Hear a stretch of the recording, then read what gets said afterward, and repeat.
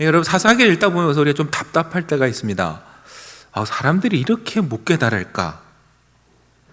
근데 또 그러다가 우리 자신을 보면은 별반 차이가 없구나 이렇게 느끼게 돼요. 이렇게 일이 잘 될 때에 너무 감사하죠.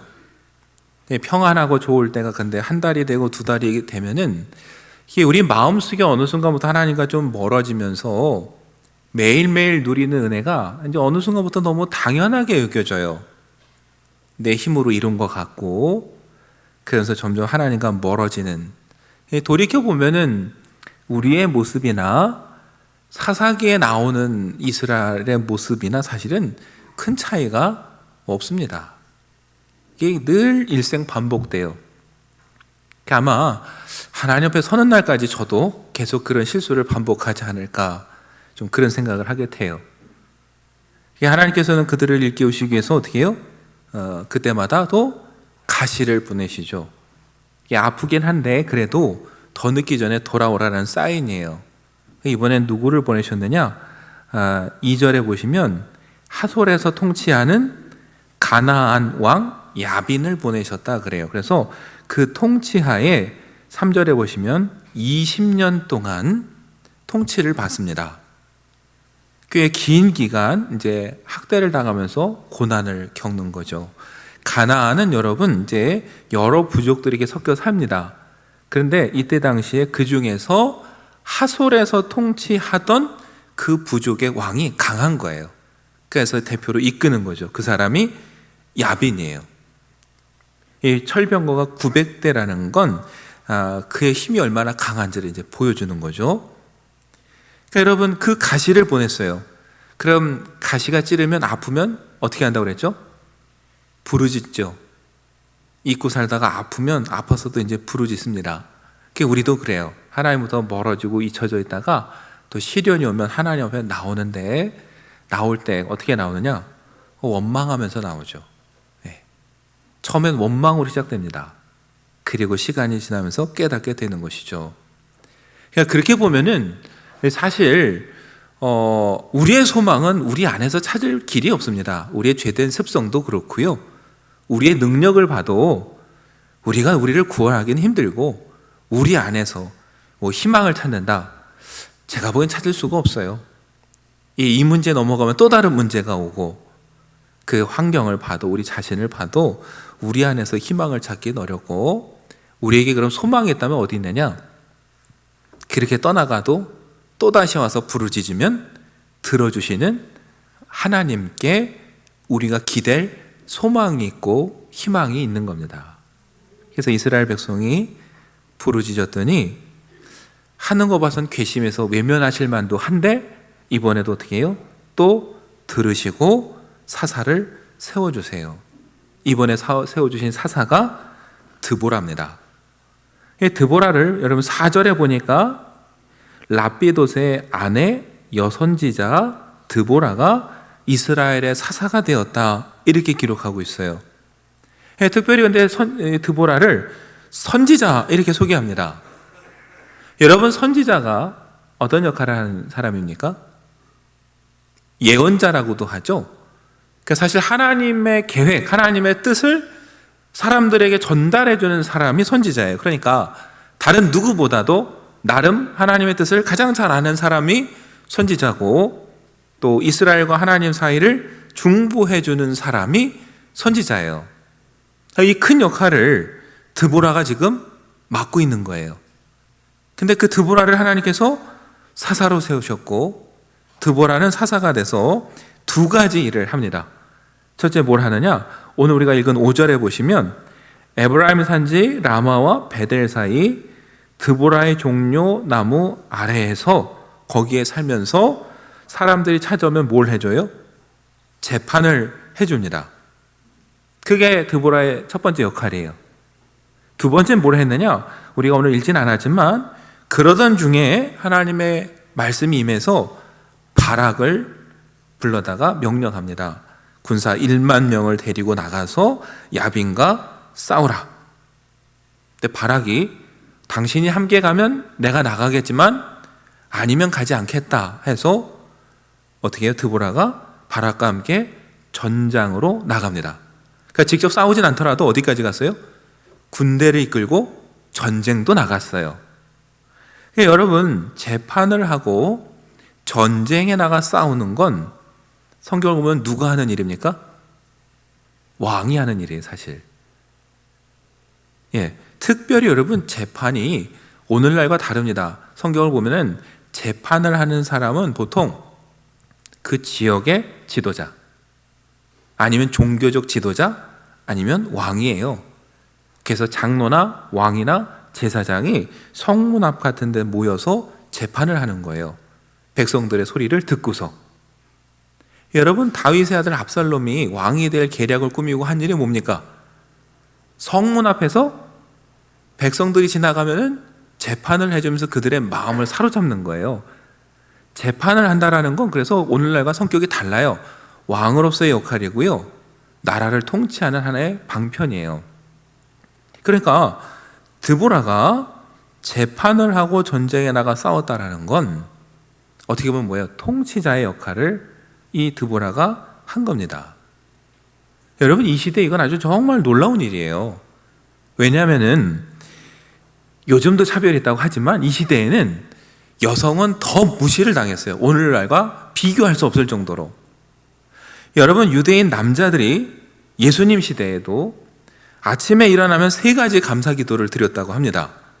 뭘 감사하며 기도했느냐? 첫째, 이방인으로 태어나지 않아서 감사하고, 두 번째, 종으로 태어나지 않아서 감사하고, 세 번째 뭘까요? 예상되시죠? 여자로 태어나지 않아서 감사하다고. 여러분, 이렇게 기도하는 시대에 여성을 어떻게 바라볼지는 너무 뻔해요. 그런데 그런 시대에 드보라가 나서서 재판을 하고 남자들을 이끌고 전쟁터에 나간다. 여러분, 장애를 가진 에훗, 이방의 삼가를 세운 것도 하나님께서 우리의 상식을 깨는 파격적인 일이었지만요, 당시에 드보라가 이런 일을 한다, 이건 더 파격적인 일이에요. 특히 여러분, 4절을 보시면 드보라가 사사가 되긴 했지만 사사가 되기 전에 이미 뭘 했어요? 그는 이미 선지자였어요. 여선지자 드보라가 사사가 되었어요. 그러니까 사사가 되기 전에 이미 하나님은 어떻게 보면 그를 선지자로 세워주신 거거든요. 그러니까 이건 그때 당시로 사실 상상하기 힘든 놀라운 파격적인 일을 지금 하나님께서 이루신 거예요. 그렇게 이게 사사기 4장을 보면요, 또 한 명의 여자가 등장을 합니다. 누구냐면은 헤벨의 아내 야엘이에요. 여러분, 이 바락과 이 야빈의 장수 시스라가 싸우다가 시스라가 패하고 도망을 갑니다. 도망을 가다 보니까 헤벨의 장막이 보여요. 성서학자들은요, 헤벨과 야빈이, 가나안 야빈이 원래 친한 사이였을 것이다. 그래서 보자마자 들어가서 자기를 숨겨달라고, 누가 와서 찾으면 뭐라고 그래요? 없다고 하라고 그게 시키죠. 그때 헤벨의 아내 야엘이 반갑게 맞이하고 먹을 것을 주면서 안심을 시킵니다. 그러다가 이 시스라가 잠들었을 때 머리에 말뚝을 박아서 죽여요. 아주 섬찟하죠. 자, 그 내용은 둘째치고 가만히 이 전쟁을 한번 보세요. 드보라가 바락을 불러다가 나가 싸우라 했더니 당신이 함께 가면 내가 나가지만 아니면 난 안 나가겠습니다 그래요. 여러분, 싸우다가 패한 시스라가 도망가다가 야엘의 장막에 숨어서 도와달라고 합니다. 그 시대에 여자로 태어나지 않아서 감사하다고 기도했던 이 남자들이 어때요? 너무 보잘것없어요. 창피할 정도죠. 이 사사기는 어떻게 보면 그걸 보여줘요. 이 대단한 것 같은 남자들이 때로는 얼마나 무기력하고 무능한지, 반대로 여인들이 얼마나 큰 일을 해내는지. 그렇다고 여러분, 사사기를 보면서 거봐, 남자 다 소용없어, 여자가 최고야, 우리 교회 앞으로 다 임직은 여자로만 시키자, 여러분 이런 얘기 하시면 안 되는 거고, 성경의 핵심은 하나님의 일을 하는데 남자가 최고다, 여자가 최고다, 이 얘기를 하는 게 아니에요. 거꾸로 남자냐 여자냐는 아무 의미가 없다라는 거예요. 그건 하나님 보시기에 중요치 않아요. 하나님 보시기에 중요한 건 남자냐 여자냐 많이 배웠냐 나이가 많으냐 젊으냐가 중요한 게 아니라 하나님을 얼마나 신뢰하느냐, 성령과 함께 하느냐, 이게 중요한 거지. 남자냐 여자냐는 하나님께 아무 의미가 없다라는 거예요. 여러분, 출애굽기 35장을 보면은 광야에서 성막을 짓게 되는데 하나님께서 여러 사람을 불러 사용하시는데요, 특별히 아주 정교한 일을 위해서 두 사람을 부릅니다. 부살렐과 오홀리압을 부르세요. 부살렐을 부르시면서 출애굽기 35장 31절을 보면 이렇게 말씀하세요.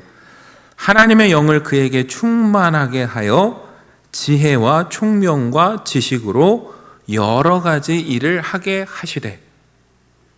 하나님 어떻게 하셨어요? 사람을 부르시고는 하나님의 영, 성령을 충만하게 하셨어요. 그랬더니 지혜와 총명과 지식이 생겨서 이 일을 할 수 있게 됩니다. 그 다음에 오홀리압을 불러서도 이렇게 기록되어 있어요. 35장 34절과 35절을 보면은 또 그와 단지파 아히사막의 아들 오홀리압을 감동시키사 가르치게 하시며 지혜로운 마음을 그들에게 충만하게 하사 여러 가지 일을 하게 하셨다. 그래서 홍색실, 자색실, 배로 뭔가를 만들고 고안하는 일을 오홀리압에 시키셨다라는 거예요. 여러분, 이 두 사람에 대한 출애굽기 기록의 공통점은 뭐냐? 하나님의 영이 그들과 함께했고 그들을 감동시켰고 그들에게 지혜를 줘서 그 사람들이 그 지혜로 일을 했다라는 거예요. 두 사람은요, 출신도 다릅니다. 나중에 영토로 보면 한 사람은 북쪽 출신이고 한쪽은 남쪽 출신이에요. 하나님에게는 그게 아무 의미가 없는 거예요. 하나님을 신뢰하는 사람에게 성령이 임하고 그 성령이 지혜를 주시고 은사를 주시고 능력을 주시면 거기에 맞춰서 순종하면 되는 거예요. 그러면 그것을 계획하고 준비하시고 설계하신 하나님께서 뭐예요? 모든 것이 협력하여서 성막을 완성하도록, 협력하여 선을 이루도록 이끌어 가신다라는 거죠. 그러니까 중요한 건 여러분, 하나님의 일을 할 때 우리가 성령 충만한 가운데 성령의 인도하심을 따라 하느냐, 이게 사실 제일 중요한 거예요. 우리가 너무 잘 아는 말씀이죠. 요엘서 2장 28절과 29절은 이렇게 기록합니다. 그 후에 내가 내 영을 만민에게 부어주리니 너희 자녀들이 장래 일을 말할 것이며 너희 늙은이는 꿈을 꾸며 너희 젊은이는 이상을 볼 것이며 그때에 내가 또 내 영을 남종과 여종에게 부어줄 것이다. 그 후에 그랬어요. 하나님께서 이스라엘 민족이 돌이켜서 하나님께 돌아오면 하나님 약속하셨어요. 땅도 식물도 회복시켜 주실 것이다. 그런데 거기서 끝나는 게 아니라 그 후에 하나님은 거기에 더해서 영적인 기갈, 가뭄도 해결해 주시고 막힌 것을 허물어 주신다 그랬어요. 어떻게 해요? 성령을 부어주심으로. 그래서 하나님과 막힌 게 허물어지고 하나님과 아주 친밀해지니까 어떻게 돼요? 하나님의 뜻을 알게 되고 하나님의 지혜를 얻게 되는 거예요. 요엘은요, 성령이 임하면 자녀들이 장래 일을 말할 것이다, 늙은이는 꿈을 꿀 것이다, 젊은이는 이상을 볼 것이다 했어요. 표현은 다 다르지만요, 여러분, 이 모두의 공통점은 뭐냐? 하나님의 뜻을 보고 듣게 된다라는 거예요. 비전, 꿈을, 이상을 통해 보든 꿈을 통해 보든 장래일의 계시를 듣든 하나님의 영이 임할 때 우리는 하나님과 밀접하게 되고 하나님의 뜻을 알게 되고 하나님이 주시는 지혜를 얻게 되는 거고, 비로소 그때 우리는 하나님의 일을 할 준비가 되는 거예요. 여러분, 선지자인 드보라는 그러면은 어떤 사람입니까? 성령의 사람이에요. 그 지혜로 재판을 해주고 그 지혜로 하나님의 뜻을 이스라엘에게 전달해주는 선지자인 거예요. 드보라를 보면서 우리가 눈여겨볼 건 그래서 여자냐가 중요한 게 아니라 그가 성령에 사로잡힌 사람이고 하나님의 뜻을 누구보다 잘 아는 지혜가 있는 사람이었다라는 거. 그럼 오늘 우리도 마찬가지입니다, 여러분. 하나님의 일을 누가 할 것인가, 누구와 함께 할 것인가, 그걸 판단할 때 남자냐, 여자냐, 사회적 지위가 높으냐, 낮으냐, 나이가 많으냐, 젊으냐, 이게 여러분 1순위가 아니라는 거예요. 우리가 봐야 될 1순위는 정말 하나님을 신뢰하는 신실한 사람인가, 성령님과 동행하는 사람인가, 성령의 충만함이 있어서 지혜가 있는 사람인가. 여러분, 그게 사실 우리가 제일 먼저 살펴야 될 일인데 점점 시대가 변하면서 그 순서가 뒤바뀌어요. 신실함과 믿음과 성령은 어느 순간 뒤로 물러났고요, 세상적인 기준이 더 앞서는 시대가 됐어요. 이게 참 안타까운 거예요. 여러분, 오늘 성령 강림주일입니다. 저와 여러분이 몸담고 있는 교회는요, 우리가 성결교단이라고 불러요. 근데 우리 교단은 원래 오순절 운동으로 시작된 교단입니다. 지금은 이렇게 교회를 보면 느낌이 안 오시죠? 근데 우리는요, 좀 야성적이고 원초적인 교단이었어요. 성령이 임하시면요, 남자나 여자나 가릴 것 없이 기도하고 말씀을 선포하기도 했습니다. 그리고요, 이성봉 목사님 같은 경우는요, 말 타고 정말 순회 전도가였어요. 이끄시는 대로 가서 전도하고 설교하고, 여기도 예전에 사진 보니까 전도대 나갈 때 북치고 정말 열정적으로 전도를 하던 사진들이 있어요. 맞아요. 그게 원래 성결교단의 태생이에요. 그래서 원래 우리 교단의 역사를 보면요, 뛰어난 여성 지도자들도 꽤 많았습니다. 여러분, 1891년에 유복한 한 집안에 아주 똑똑한 셋째 딸이 태어났어요. 이 셋째 딸이랄까, 여러분 상상만 해도 얼마나 이쁨을 받았겠어요. 17살에 부잣집 막내 아들에게 시집을 갑니다. 모두가 부러움 없이 잘 살 거라고 생각을 했어요. 근데 결혼을 했더니요, 이 부잣집 막내 아들이 다른 섬에 이미 첩이 있어요. 결혼 첫날부터 부인은 소박을 마치고 첩의 집에 가더니 추수하고 돈이 생길 때쯤 또 와요. 여러분, 한이 맺힌 여인이 그래도 시부모를 모시면서 20년을 살았습니다. 그러다가 시어머니가 돌아가시고 목포로 나와서 바느질 일을 하면서 살면서 교회를 다니기 시작해요. 북교동 교회를 다니다가 어느 날 그곳에 부흥회로 왔던 이성봉 목사님의 부흥회에 참석했다가 성령의 충만함을 경험해요. 그리고 삶이 변화돼요. 그 옛날에 힘든 시절에 나이 40살에 서울로 와서요, 경성 성서학원을 다닙니다. 오늘 우리 교단의 서울신대의 전신이에요. 여러분, 과부도 아니고 첩과 나가 살지만 그래도 남편이 있다는 이유로 학교에서 받아주질 않아요. 청강생으로 됐다가 어렵게 학생이 돼서 공부를 마치고 이분이 전도하고 개척하러 간 곳이 어디냐? 저 전라남도 신안이에요. 신안에 수십 개 되는 섬을 배를 타고 걷고 고무신이 몇 켤레가 닳도록 그렇게 다니셨어요. 믿는 사람 안 믿는 사람 가리지 않고 어려운 사람 찾아가 도와줬어요. 그분에 대한 이 기록들, 그분이 선생님일 때 유초등부 다녔던 이 후손들이 기록한 걸 보면요, 아픈 환자 집에 가서 기도해 주면서 하나님, 이 사람은 돈도 없고 약도 없고 여기는 병원도 없습니다. 하나님 고쳐주시면 살고 그렇지 않으면 죽을 수밖에 없습니다. 그렇게 간절히 기도할 때 낫는 역사도 일어났고, 도박하고 싸움하고 말썽 피는 사람들 호통치고 가르치면 변화되는 놀라운 영적인 권위도 그분에게 나타났어요. 여러분, 그랬던 그분인데 한국전쟁 6.25가 생기고 나서 목포에 잠시 나왔다가 많은 사람들이 만류하는데도 두고 온 교인들이 걱정이 돼서 다시 돌아갔다가 안타깝게도 퇴각하는 그 북한군과 또 지역에 남아있던 공산당원들에게 붙잡혀서 그 증도 백사장에서 몽둥이에 맞고 죽창에 찔리고 총에 맞아 60세에 순교를 하게 됩니다. 이분이 우리 교단의 아주 상징적인 인물이에요. 바로 문준경 전도사님이에요. 여러분, 이분이 바로 우리 교단의 정말 초기에 세운 전도사님이에요. 우린 그렇게 시작한 교단이에요. 근데 안타까운 어느 순간부터 시대가 변하면서 너무 직재화되고 굳어지는 이 모습을 보면서 가끔 안타까울 때가 있어요.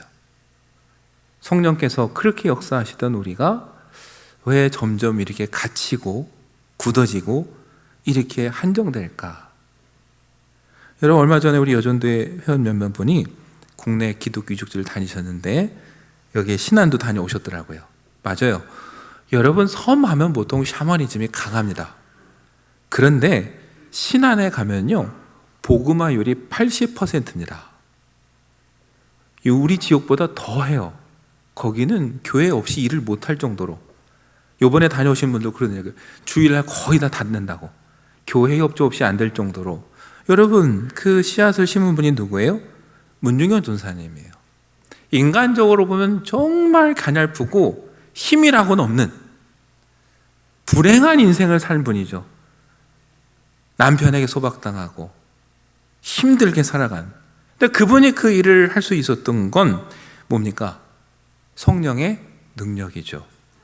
그게 사람의 힘이 아니라 성령의 능력으로 해가는 거예요. 그래서 오늘 이 드보라를 보면서 그 문중경 전사님이 떠올랐고, 성령 강림주의를 맞아서 우리가 어떤 모습으로 신앙생활을 하고 있는가 좀 되돌아보는 기회가 됐으면 좋겠습니다.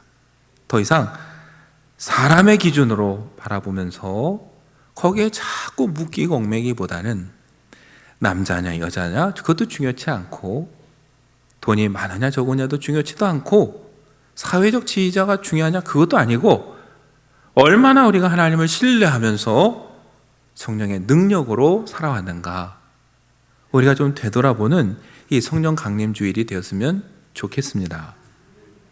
여러분, 사사기 4장 14절을 보면은 머뭇거리는 바락을 향해서 드보라가 말합니다.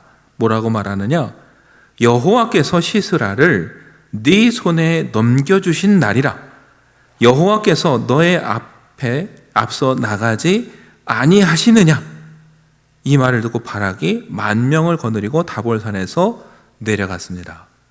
드보라는 우리에게 뭘 보여주냐면요, 여호와께서 넘겨주셨고 여호와께서 앞서 가신다 말합니다. 이게 여러분 성령의 사람이에요.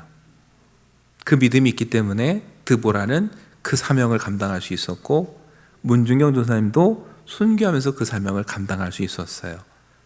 바락은 남자라고 했고 장군이라고 했지만 정작 자기 자신을 믿었습니다. 그래서 두려웠고 아무것도 할 수 없었어요. 오늘 이 성령 강림 주일에 저와 여러분이 다시 한번 성령의 충만함으로 용기 있게 나가서 하나님의 일을 감당하는 우리 믿음의 사람들이 되기를 바랍니다. 그것을 위해서 기도하면서 하나님께서 저와 여러분에게 기회를 주실 때 내가 하는 게 아니라 하나님께서 하심을 믿고 용기 있게 한 걸음 한 걸음 나간다면 하나님께서 오늘도 저와 여러분을 통해서 드보라와 문중경 전사님이 이뤘던 그 놀라운 일들을 오늘도 이루어 주실 줄 믿습니다. 그 믿음으로 승리하는 저와 여러분 되기를 간절히 축원합니다.